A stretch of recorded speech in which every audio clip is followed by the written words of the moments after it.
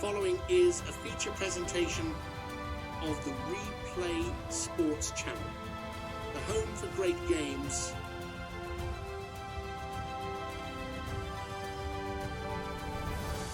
This telecast is copyrighted by the WFL for the private use of our audience. Any other use of this telecast or any pictures, descriptions, or accounts of the game without the WFL's consent is prohibited.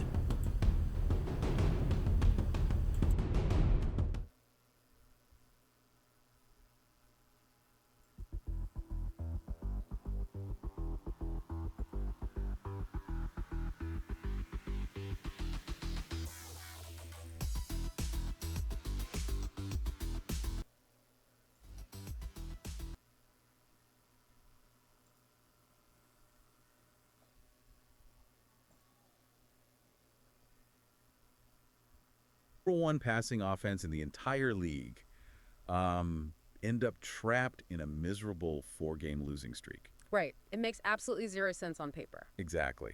And on the flip side, how does a team generate nearly 500 yards of total offense, look completely unstoppable, and still manage to lose? Welcome to the deep dive. Yeah, glad to be here. Because this is the exact point in the season where, the raw stats start lying to you. They really do. Today, we're tearing apart the Week 11 matchups for you. We're looking at a mathematical landscape right now that is just completely chaotic. It really is the point where the pretenders fade. Right. Yeah. And the true contenders lock in. Yeah. We spend the first 10 weeks building up these profiles of who these teams are. Okay, let's unpack this. We're looking at how offensive and defensive statistical extremes are just colliding on the field. Yeah, and how recent streaks, both winning and losing, honestly are actively shaping the psychological momentum of the playoff bubble. So let's jump right into the North Division. We've got the St. Louis Battlehawks sitting at 7-2. A really solid record. Super solid. And what they did to the Chicago Fire last week, it was a 29-3 absolute dismantling. It was like St. Louis was a momentum vampire. Oh, I love that comparison. Yeah, because they didn't just extend their own win streak to 4 games. They completely drained Chicago's 5-game streak. Just wiped it out. What's fascinating here is how St. Louis methodically breaks games open. They don't panic. Right, but I have a question about that. Yeah. Is a team riding a hot streak actually vulnerable if a key player gets dinged up? Because, Tua Tagovailoa had that undisclosed leg injury late in the second quarter last week. Yeah, that was definitely a scare. He had 224 yards and 3 touchdowns before he limped off. So does the momentum just vanish if the backup comes in? Well, you'd think so, but that's the difference between a team riding a lucky hot streak and a team with structural dominance. St. Louis has that structure. So they're somewhat injury-proof. To a degree, yeah. Their systemic control is basically a massive insurance policy. But they're playing the Cleveland Gladiators this week. Cleveland, sitting at 3-5. Right, but Cleveland has won 3 of their last 5. They're just 1 game out of a wild card spot right now. Which makes them incredibly dangerous. Exactly. They are desperate for a playoff spot, and that desperation makes them a dangerous counter to St. Louis's momentum. Especially with Sam Darnold playing the way he is. He just dropped a 452-yard, 2-touchdown masterclass. He was launching the ball everywhere. If Cleveland turns this into a chaotic shootout, it forces St. Louis out of their comfortable game plan. So it's momentum versus desperation. That's going to be a fun one to watch. But let's look at the rebound factor for Chicago. Yeah, they desperately need a win after that St. Louis game. Desperately. Baker Mayfield had a catastrophic 25.9 passer rating last week. Just totally fell apart. It is tough to watch, but the schedule makers gave Chicago a massive gift this week. Right. They get to play the 0-8 Pittsburgh Maulers. The ultimate get-right game. Exactly. Pittsburgh has the league's worst defense, allowing over 455 yards per game. Wow, 455 is bleeding yards. Oh, it gets worse. Worst run defense at 139.4 yards, and the worst pass defense giving up 316 yards a game. Plus, they committed 5 turnovers last week. 5. Yeah, that's just handing the game away. It really is. So this should be the perfect game for Chicago to reclaim their momentum, unless, of course, Pittsburgh finds a way to clean up their act. Well, wait, speaking of that, Pittsburgh did have 25 first downs last week against St. Louis, right? They did. The potential to move the chains is actually there. If they finally materialize without the giveaways, Chicago might be in for a trap game.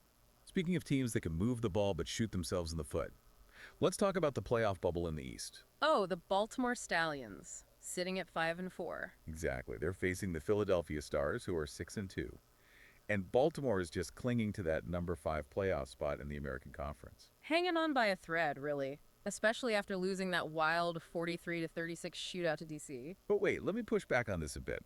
Baltimore just racked up 493 total yards in that DC game. Shouldn't they be the favorites if they can produce like that? You'd think so, but it all comes down to those 4 fatal turnovers. Empty yards don't win football games. So you're saying they just gave it all back? Pretty much. And this week, it's a nightmare matchup for them. Philadelphia is coming off a bye week, so they are rested. And they have a terrifying defense. The best in the league, actually. They only allow 286.3 yards per game, and their pass defense is allowing under 197. That's just suffocating. It is. Philly uses methodical ball control to win. Look at week 6.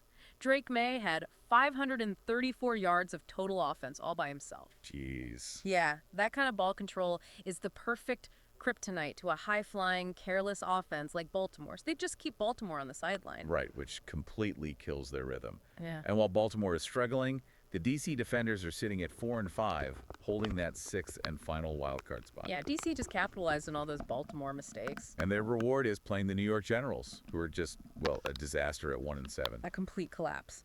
New York is on a 7-game losing streak. Worst offense in the league, averaging barely 250 yards a game. And their passing game is basically non-existent, right? Under 185 yards per game.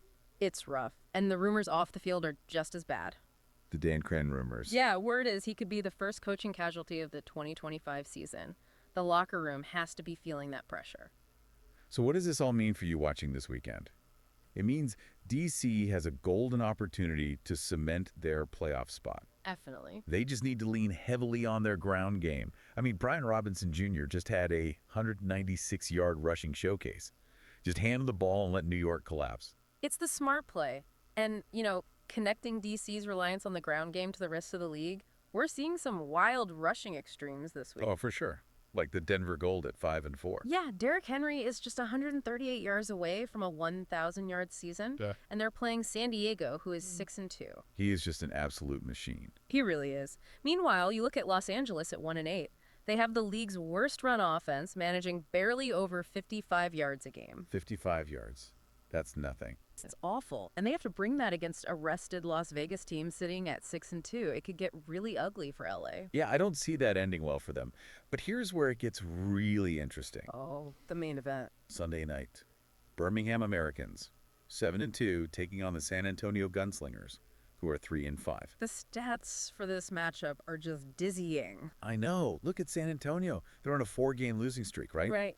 But somehow they wield the league's #1 passing offense, over 290 yards per game. It's like they're a glass cannon. A glass cannon, that is the perfect way to describe them. All firepower, 0 armor. Their run defense is ranked 15th, and they've allowed 13 rushing touchdowns. Which is exactly what Birmingham is going to exploit. Birmingham counters with the absolute best run defense in the league. Allowing just 73.8 yards per game. You literally can't run on them. Exactly. And Birmingham's offense is top tier, too. They've only turned the ball over 3 times in 9 games. 3 times. That level of ball security is insane. It really is. Plus, they have a 91.7% red zone efficiency. Oh, wait, Birmingham just had their 6-game win streak snapped by the Atlanta Legends, didn't they? They did, and Atlanta is now on a 4-game streak of their own. So Birmingham is angry. They're looking to bounce back hard. But San Antonio has a secret weapon coming back this week. Yes. Defensive end Khalil Mack has been cleared to play. Which is huge. Does adding one guy really change things that much against a team like Birmingham? I mean, their pass protection is elite. It really can. Birmingham's 5th-ranked passing offense has only allowed 8 sacks all year, sure. But Mack demands double teams. He disrupts the timing. So he could definitely throw a wrench into Birmingham's rhythm. Absolutely. If we connect this to the bigger picture, this Sunday night game is the ultimate test. Can an elite, one-dimensional passing attack like San Antonio break a well-balanced team coming off a streak-snapping loss? It's going to be fascinating to watch. We've covered so much ground today. We really have. We look at how St. Louis and Atlanta are basically weaponizing their win streaks. Yeah, and how Chicago and Birmingham are just desperate to recover that lost momentum. Right. And then you have the playoff bubble teams like Cleveland, Baltimore, and D.C., where everything hangs on avoiding turnovers. It's a razor-thin margin for those guys. It really is.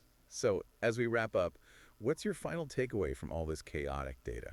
Well, it leaves me with a lingering question for you to think about. We place a lot of weight on momentum and win streaks in football, right? Sure, that's all anyone talks about. But looking at the numbers, how a number one passing offense can be on a 4-game losing streak, or how a single injury scare can completely alter a game plan, is momentum actually just an illusion created by scheduling? Oh, wow. That's a completely different way to look at it. Yeah, so next time you watch a team riding high, ask yourself, are they really unstoppable, or have they just not met the right statistical mismatch yet? I love that. The math always catches up eventually. Okay. Thank you for joining us on this deep dive. Keep questioning the stats behind the scores, and we'll catch you next time.